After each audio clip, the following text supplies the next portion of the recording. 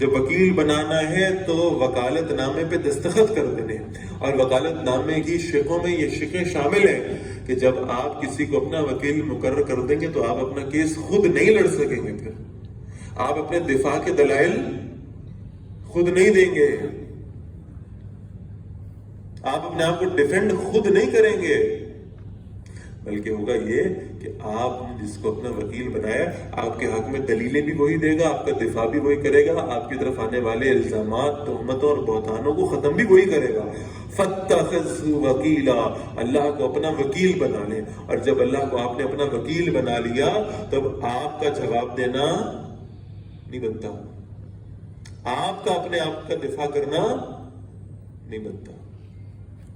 اب آپ کا وکیل آپ کا دفاع کرے گا، آپ کا وہ ڈیفنس لائر جو ہر کیس کا جج بھی ہے وہ آپ ہی کا وکیل بن جائے تو آپ اندازہ کریں پھر آپ کے جیتنے کا میں کوئی شک باقی نہیں ہوگا۔